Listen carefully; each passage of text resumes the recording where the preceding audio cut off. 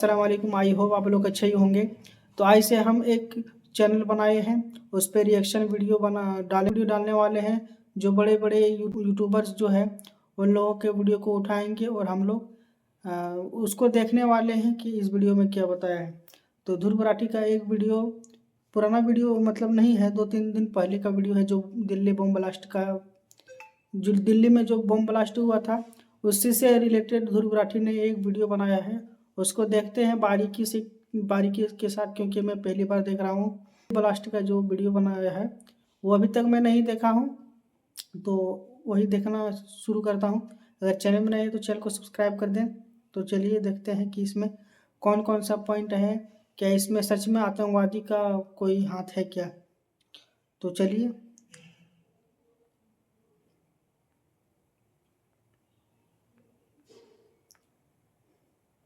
नमस्कार दोस्तों, 10 नवंबर 2025 शाम को 6:45 दिल्ली में रेड फोर्ट के पास मौजूद सुनहरी मस्जिद पार्किंग लॉट से एक Hyundai i20 की गाड़ी बाहर निकलती है। ये गाड़ी लाल किले के पास से यू टर्न लेकर सीधा उसके सामने वाली सड़क पर आती है। 6:52 ये बहुत धीरे धीरे चलकर एक रेड लाइट पर आकर रुक जाती है। ये वाली red light Lal Qila metro station के गेट नंबर 1 से बहुत नजदीक थी और कुछ ही सेकंड बाद दोस्तों एक बहुत बड़ा धमाका होता है। ये धमाका इतना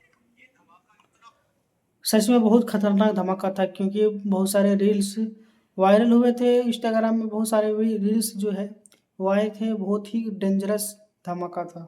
पता नहीं कौन सा धमाका था, मगर ये एक्चुअल में हुआ क्या था पता नहीं अभी। इतना बड़ा था कि इससे आसपास की कम से कम 6 गाड़ियां और 3 ऑटो रिक्शाज में आग लग जाती।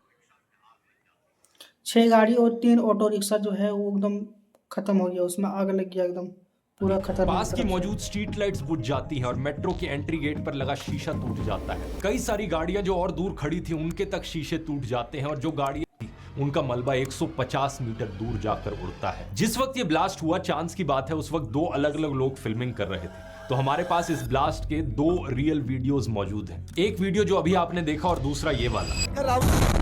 यही वाला देखे थे, यही वाला। इस वीडियो को थोड़ा स्लो डाउन करके देखोगे तो आपको दिखेगा कि इस ब्लास्ट की इंटेंसिटी कितनी ज्यादा थी। कैमरे में जो कुछ दिख रहा था सब कुछ हिल गया, इतना बड़ा पेड़ तक हिल गया। वहां मौजूद शॉपकीपर्स का कहना है कि इतनी तेज आवाज उन्होंने पहले कभी नहीं सुनी थी। बहुत भयंकर धमाका है, बहुत जोर से आवाज, ऐसी आवाज हमने पहले नहीं सुनी। बताया जाता है कि धमाके की आवाज करीब 2.5 किलोमीटर दूर ITO तक सुनाई दी। 6:55 पर दिल्ली फायर सर्विसेज को कॉल आती है, जिसके बाद उन्होंने आग पर काबू करने के लिए 7 फायर टेंडर्स को डिस्पैच कर दिए। एक आई विटनेस बताता है कि इस ब्लास्ट के 10 मिनट के अंदर अंदर लगभग 7 बजे के अराउंड पुलिस वहां पर आ गई थी और 7:15 तक एम्बुलेंसेज भी वहां पहुंच गई। चांदनी चौक के लोकल लोग वहां मौजूद विक्टिम्स की बहुत मदद करते हैं और एम्बुलेंस पहुंचने से पहले ही कई विक्टिम्स को तो ई रिक्शास के जरिए पहले ही हॉस्पिटल पहुंचा दिया गया था। धमाके में कुल मिलाकर 20 से ज्यादा लोग घायल होते हैं, जिन्हें तुरंत लोकनायक जयप्रकाश हॉस्पिटल ले जाया जाता है। घायल लोगों में से 8 लोगों की हॉस्पिटल पहुंचने से पहले ही मौत हो जाती है और अभी घायल लोगों में से क्या बताया इसने कि 8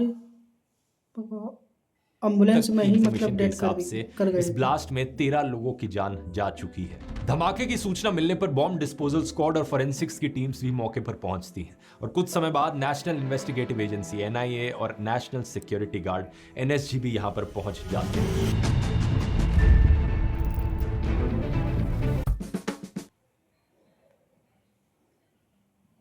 सही में बहुत ही खतरनाक था। ये सारी एजेंसी साथ मिलकर मामले की जांच कर रही हैं, लेकिन अभी तक ऑफिशियली उनकी या सरकार की तरफ से कुछ बताया नहीं गया है कि बहुत सारे जो रील्स थे वो वायरल हो रहे थे। घटना में मारे गए लोगों में से अभी तक 6 लोगों की पहचान ट्विटर में तो एकदम इनमें से एक है पूरा उत्तर प्रदेश के रहने वाले लोकेश अग्रवाल, जो हॉस्पिटल में एडमिट अपने बेटे की सास से मिलने दिल्ली आए थे। इसके अलावा अमरोहा में रहने वाले DTC के बस कंडक्टर अशोक कुमार अपनी ड्यूटी करके घर जा रहे थे। एक और विक्टिम पंकज सैनी एक कैब ड्राइवर थे और एक विक्टिम दिनेश मिश्रा चांदनी चौक में एक साड़ी और लहंगा बेचने वाली दुकान में काम करते थे। एक दूसरे विक्टिम नौमान एक कॉस्मेटिक स्टोर में काम करते थे और इसी तरह है जुम्मन मोहम्मद ई रिक्शा चलाते थे और अपने फैमिली के इकलौते अर्नर थे। रात को 10 बजे के आसपास होम मिनिस्टर अमित शाह घायलों से मिलने इस हॉस्पिटल पहुंचते हैं, जिसके बाद वो उस जगह पर भी जाते हैं जहां पर धमाका हुआ हुआ था और फिर उनकी तरफ से एक बयान दिया जाता है। हम सभी एंगल को खुला रखते हुए इसकी गहन जांच शुरू कर दी। अब यहाँ पर सोर्सेज के हवाले से इंडियन मीडिया में कई सारी खबरें चल रही हैं, लेकिन आपको तो इनकी क्रेडिबिलिटी पता ही है। तो जो भी चीजें अब मैं आगे बताने जा रहा हूं, इस चीज का ध्यान रखना, क्योंकि हो सकता है अगले कुछ दिनों में ये खबरें गलत साबित हो जाए। वैसे अगर ऐसा हुआ तो इस वीडियो के पिन कमेंट को चेक कर लेना, क्योंकि वहां पर इसे मैं मेंशन कर दूं। टाइम्स ऑफ इंडिया ने सोर्सेज के हवाले से बताया है कि इस Hyundai i20 गाड़ी का नंबर प्लेट था HR26 CE7674। द हिंदू को सोर्सेज ने बताया कि इस गाड़ी का ओनर मोहम्मद सलमान था, जो हरियाणा के गुड़गांव में रहने वाला था। पुलिस ने जब सलमान को डिटेन किया तो उनको पता चला कि सलमान ने गाड़ी दिल्ली के ओखला में रहने वाले देवेंद्र को बेच दी थी। उसके बाद ये गाड़ी देवेंद्र ने अंबाला। एक्चुअल में ये गाड़ी का ओनर है सलमान, उसने मतलब बेच दिया था एक देवेंद्र का नाम का शख्स को, ठीक है।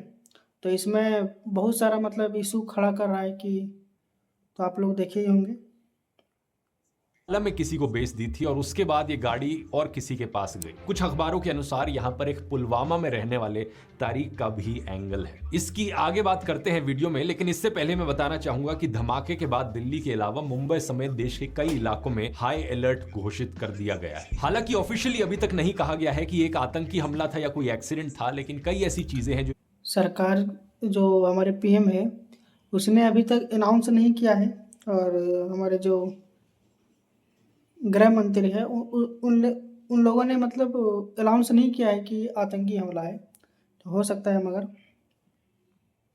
इसकी तरफ संकेत देती हैं कि सरकार अब इसे एक आतंकी हमला मानकर ही चल रही है। पहला, दिल्ली पुलिस ने इस मामले में UAPA के तहत FIR दर्ज कर दी है, जिसका इस्तेमाल आतंकवाद से संबंधित मामलों में ही होता है। और दूसरा, भूटान के दौरे पर गए प्रधानमंत्री नरेंद्र मोदी ने अपने भाषण में इस धमाके को एक साजिश बताया है। इसके पीछे के षड्यंत्रकारियों को बख्शा नहीं जाएगा।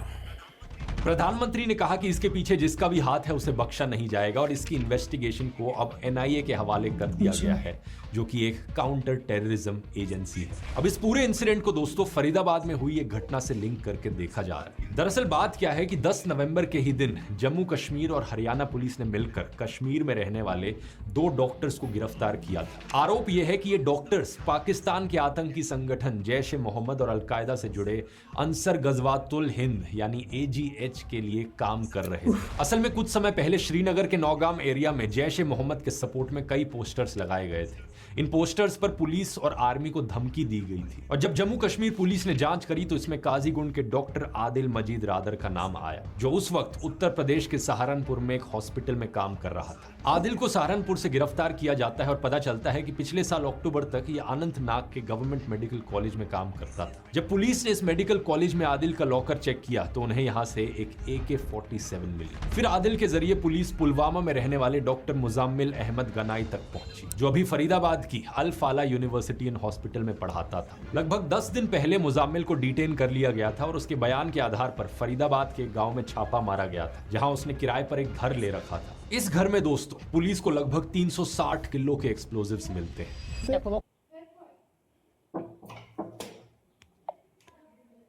एस्टिमेटली 360 kg जो है इनफ्लेमेबल मटेरियल बरामद हुआ है, जो कि सस्पेक्टेड अमोनियम नाइट्रेट है। बाद में और रेड्स की गई तो एक्सप्लोजिव्स का नंबर 3000 किलो से ज्यादा बताया जा रहा है। इसमें अमोनियम नाइट्रेट होने का शक है, जिसे बम बनाने के लिए इस्तेमाल किया जाता है। इसके अलावा पुलिस ने यहां से एक walkie talkie, 20 timers, batteries, remotes और 5 किलो हैवी मेटल्स और इलेक्ट्रिक वायर्स जैसे बम बनाने वाले सामान को भी इकट्ठा किया। यहीं पर एक क्रिनकॉव राइफल, 3 मैगजीन्स और एक पिस्तौल भी मौके पर मिली। ये सब देखकर ये बात साफ थी कि यहाँ पर एक बड़ी साजिश रची जा रही थी। इनकी गिरफ्तारी के बाद लेकिन दिल्ली में रेड फोर्ट के ब्लास्ट से पहले पुलिस ने यह भी कहा था कि यह ऑपरेशन अभी भी जारी है। तो फरीदाबाद में आतंकवाद के आरोप में जो अरेस्ट हुए और दिल्ली में जो रेड फोर्ट ब्लास्ट हुआ, इन दोनों को एक साथ जोड़कर देखा जा रहा है। द इंडियन एक्सप्रेस ने जम्मू कश्मीर पुलिस के टॉप सोर्सेज के हवाले से बताया है कि दिल्ली में जो ब्लास्ट हुआ वो फरीदाबाद में अरेस्टेड लोगों से कनेक्टेड है। हालांकि इस बात को भी अभी तक ऑफिशियली नहीं कंफर्म किया गया है सरकार के द्वारा, लेकिन इंडियन एक्सप्रेस के मुताबिक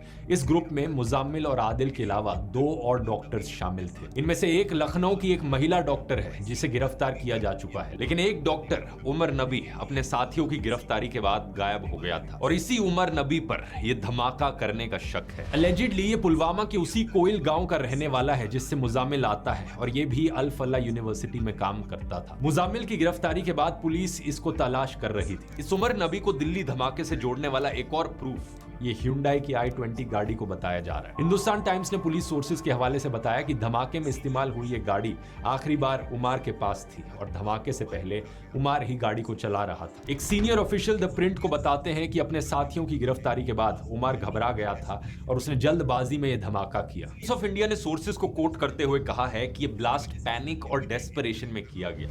ये बॉम्ब लूजली असेंबल्ड था और पूरी तरह से डेवलप नहीं हुआ था, जिसकी वजह से इसका लिमिटेड इंपैक्ट रहा और कोई शार्पनर नहीं मिले। उनके अनुसार उमर ही इस गाड़ी को चला रहा था और इस ब्लास्ट के एक्सप्लोजिव्स उसी तरह के हैं जैसे फरीदाबाद रेड्स में मिले थे। पुलिस ये जांच कर रही है कि मारे हुए लोगों में उमर शामिल है या नहीं। इसके लिए उमर की मां का डीएनए सैंपल लिया गया है। ये एक बेहद ट्रैजिक और दिल दहला देने वाली घटना है। 13 मासूम लोगों की जान चली गई, कितने परिवार उजड़ गए। ऐसी घटनाओं के बाद जो सबसे जरूरी चीज होती है वो ये है कि हम सब अपना धैर्य और विवेक बनाए रखें। आतंकवादियों का मकसद होता है देश में आतंक फैलाना और ऐसे समय में इसलिए जरूरी होता है एक दूसरे के साथ खड़े रहना। 3 चीजों से यहाँ पर दूरी बनाकर रखें। पहला, वो टीवी मीडिया चैनल्स जो इस इंसिडेंट को सेंसेशनलाइज करेंगे टीआरपी के लिए। दूसरा, सोशल मीडिया पर वो नफरतखोर ट्रोल्स जो इस इंसिडेंट का इस्तेमाल करेंगे समाज में नफरत फैलाने के लिए। इन लोगों को पहचानना इतना मुश्किल नहीं है। ये हमेशा इस फिल्मी विलन की फोटोज और वीडियोस शेयर करते हैं। वो ऐसे आतंकवादी हमलों का इस्तेमाल करते हैं अपने अंदर भरी नफरत को जस्टिफाई करने के लिए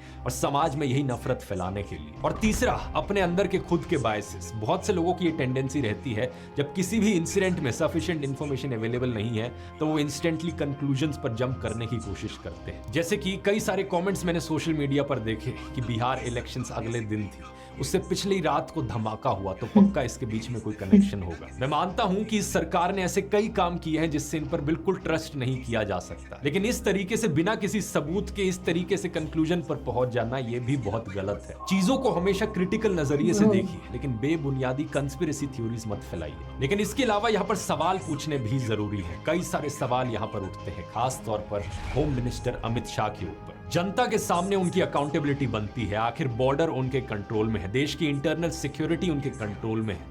तो सबसे बड़ा सवाल यहाँ पर ये उठता है कि आखिर 3000 किलो एक्सप्लोजिव्स कैसे आ गए फरीदाबाद में। ये वही सवाल है जो 6 साल पहले भी उठा था पुलवामा हमले के दौरान। आखिर 300 किलो एक्सप्लोजिव्स कैसे आ गए देश के अंदर। मैं उम्मीद करता हूं यहाँ पर अच्छे से इन्वेस्टिगेशन होगी और सालों तक का इंतजार नहीं करना पड़ेगा जनता को इस सवाल का जवाब पाने के लिए। तो ये था आज का। वाकई में बहुत ही बुरा हुआ। इंडिया में जो हुआ वो बहुत ही बुरा हुआ। जो दिल्ली में जो हुआ बहुत ही बुरा हुआ, बल्कि पूरा देश में पूरा देश के लिए ही खराब चीज़ है। ठीक है, क्योंकि ये बॉम्ब ब्लास्टिंग कोई अच्छा चीज़ नहीं है, ये बहुत ही बुरा चीज़ है। ऐसा कैसे हो सकता है कि कोई आतंकवाद हमारे कंट्री में आए। तो आई होप ये वीडियो पसंद आया होगा। अगर वीडियो पसंद आए तो सब्सक्राइब भी कर दें, क्योंकि मैं एक चैनल बनाया हूँ और नया चैनल है, इसी से रिलेटेड वीडियो मिलाता रहूँगा इस चैनल पे। तो मिलते हैं किसी और वीडियो में, तब तक के लिए जय हिंद।